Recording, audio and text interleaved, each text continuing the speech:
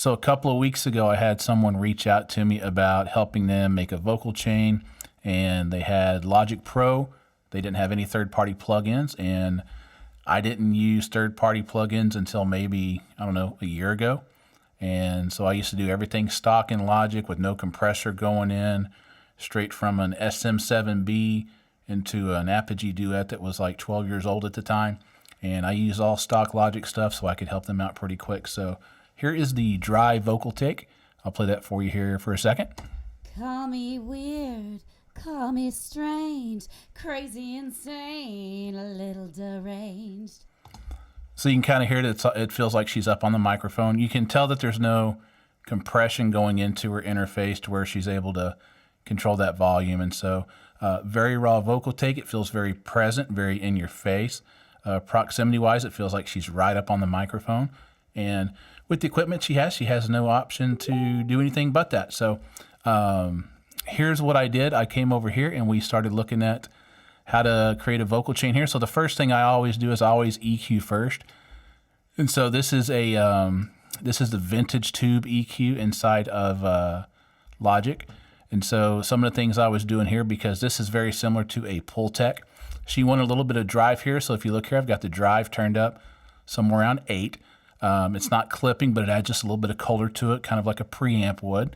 On the low boost, I've got the low boosted to 2. But the cool thing about the Pultec is that you can kind of create these different sounds because you can boost 1.9 here, but this attenuation knob here allows me to actually cut it at the same time too, because because normally you wouldn't hear that track and say you need to boost to low. So I boosted to 2 and I cut 10 as well. Call me weird, call me strange, crazy, insane, a little deranged. So you can see it kind of took some of the low end off there, rolled it off, makes it a little bit more clear. But listen to it as I play with this knob right here.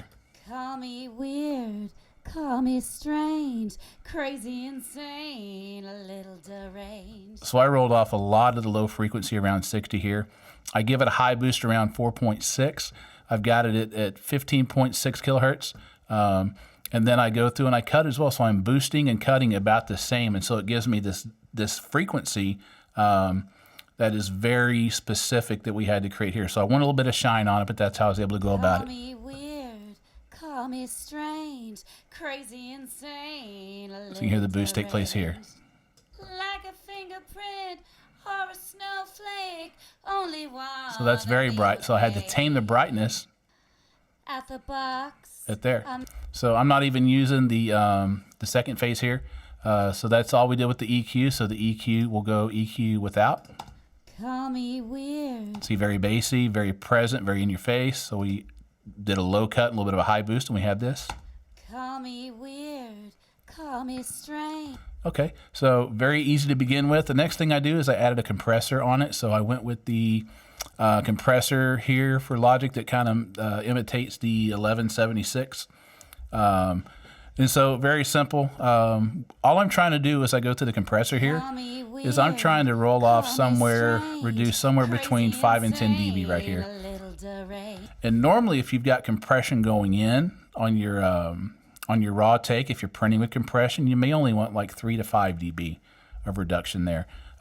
But again, because there was no compression here, I had to do just a little bit more. Call me weird, call me strange, crazy, insane, a little deranged, like a fingerprint. Because there were some very loud moments, I've got the ratio up somewhere around 6 to 1. I've got the makeup just a little bit at 2.5. I don't like to use a lot of the makeup here because it usually involves a lot of noise. Threshold's about -20. Call me weird, call me strange. Gain staging wise is coming in at about -12. Call me weird. But if you look on the right side where the mouse is here too, I want to keep the output somewhere around -18. If you've got your gain staging around -18 as you go to another plug-in, it's going to play well with that plug-in. If you get it too loud, because I've got a bit crusher coming up next, if the output was too loud, above -18, it doesn't give me enough headroom to play around with other things and go to a saturation or a distortion next. So, and I do have the limiter set on a -8 here. Weird, call me strange, crazy, insane, a little deranged, like a Just by fingerprint. activating the limiter there, it allows me to kind of get some of the peak taken off there. I've got the attack time at 0. I've got to release at 0 because it doesn't, because when it gets loud very fast. And so I've got to roll that off very quickly. The attack is how long it takes for the compressor to kick in. Release is how long it takes to go back to normal after the compressor has done its job. I've got those both at 0. I do have the distortion set at clip right here. And I've got the gain turned down just a little bit, -7.5, just so I could get it to the -18. Weird, call me strange, crazy, insane, a little deranged. And somewhere else I want you to look too is if you look down here on the bottom left, you can see the track I've got highlighted. If I take the compressor off, just look at the level changes here. Call me weird, call me strange. See how it jumps up and down quite a bit? When I engage the compressor, it flattens that out a lot. Call me weird, call me strange. Basically everything she's doing is sitting around -18, right? So she wanted to have a little bit of distortion, a little bit of saturation in there. So I went with the bit crusher here. So the bit crusher, I like to turn up the drive in the bit crusher, but I like to leave the mix down very low. Resolution-wise, 24-bit. I've got the mode as clip downsampling 1x, drive 29, mix 1.69. So with the bit crusher, it sounds like this. Call me weird, call me strange, crazy, insane, a little deranged. You kind of hear that brings out a little bit of the kind of the low mids there, and so you can kind of get a little bit more clarity, and it kind of cuts through the mix a little bit better, even though this is just an acapella version. So without the bit crusher, Call me weird, call me strange. with, Call me weird, call me strange, crazy, insane, a little deranged. and so the parts of her voice that are pleasant, it brought those out, which is nice. You know, to be able the bit crusher works well with her. There's some other options there with distortion. You could use pedals and stuff like that within Logic too. Next place I go is to add reverb. Sometimes I'll go delay and then reverb. It just kind of depends. For this one, it just worked out that I was going to go with the silver verb ahead of the delay, and so you can kind of hear the reverb added onto it here.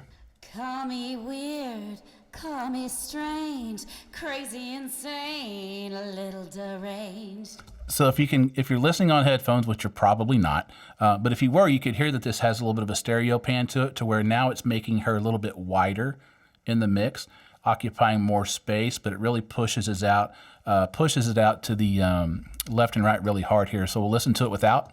Call me weird, call me strange, crazy, insane, a little deranged. And so the other thing it's doing here, I've got the low cut around 130 hertz. I've got the high cut around 6,000. And so it's really focusing in on that mid-range where her voice is very pleasant. And so what's being echoed out is the better frequencies in her voice at the same time. See, every voice is different, so you got to find that for yourself. I keep the wet here about 24% because if I get really overloaded, Call me weird, call me strange, crazy, insane, a little deranged. and that's why it's tough to mix reverb with just hearing a vocal only, because as soon as you can hear it dry without anything else going on, you tend to stop. I find with reverb a lot of times I have to push a little farther if I'm just hearing a vocal only in a chain versus if I'm hearing it in a mix, because in a mix you got to turn it up really loud before you actually hear the reverb. And so the reverb is really about being able to back the singer off the microphone as far as a proximity effect takes place and making them wider in the mix, not necessarily about hearing the echo, because you really have to pump the reverb, the wet dry control to get the reverb to actually be able to hear that within the mix of everything. The last one I did here for her was a tape delay. So the tape delay, it's not something I really use a lot on my voice, but I thought that she needed just a little bit here. And so here we go. Call me weird, call me strange, crazy, insane, a little deranged. So really, I've got it just set up here on a 16th note slap, so it's something that happens very quickly. It's not something that echoes out over time. The feedback's at 1%, so you're not going to hear that slap go da-da-da-da-da-da over time. The wet is very low, and so it's something that unless you just hear the vocal only, you're probably not even going to hear it. But the voice, the frequencies, I thought she once we removed the low, I thought she got thin at times, and so this 16th note slap on a tape delay just warms it up a little bit, and it just makes her a little bit thicker when she delivers some of those stronger punches to her notes. So we'll listen to it with everything turned off. Call me weird, call me strange, crazy, insane, a little deranged. Now we'll go with everything turned back on. Call me weird, call me strange, crazy, insane, a little deranged. So there were some plosive things in there that are happening with the voice, saying words that start with the P, or sometimes saying something starts with C. You can tell that she got really close, and a lot of air just kind of hit the diaphragm of the microphone, I guess we would call it, and it just kind of made that puh, puh, puh. I can't really do it on my microphone, even without a pop filter. So just adding a pop filter and being able to stay in a space away from the microphone that is consistent is always helpful if you don't have a compressor or a very expensive microphone to record with. The other thing I did here too is I created a second take. I just copy and pasted, but I actually added a stereo spread to it. And so you can see here I've got it spread wide to where I wanted something underneath her voice that would make it sound a little bit wider that she could also play with. So the underneath vocal, which is mixed a lot lower, sounds like this. Call me weird, call me strange, crazy, insane, a little deranged, like a fingerprint. So the differences here on the EQ is I rolled the low all the way off, so there's no sort of boost in the low at all, and I'm reducing here with the attenuation. The drive I've got turned all the way up to 11. It must be an Eddie Van Halen deal because his amps went to 11, right? And so I'm really driving it here to create saturation. The compression, I've got the ratio turned up almost to 13, 16 here. Clips the same, everything else is the same here. We're still trying to drive it out as 18, limiter's the same, but I created the ratio to make it more of a flat response where there's no peaks and valleys whatsoever there. The bit crusher, I turned it up. I turned the drive down a little bit, but I did turn the mix up to 42, and I think we were somewhere, we were very lowly mixed into the lead vocal clip, but now we're sitting at 42, so it's got that drive to it. So here's that again. Call me weird, call me strange, crazy, insane, a little deranged. I've cut the low out. I've cut the low complete. I've got a low cut around 20 hertz on the silver verb there. On the delay, I've still got a 16th note slap, and I've got the spread. So by itself, Call me weird, call me strange. the lead vocal by itself.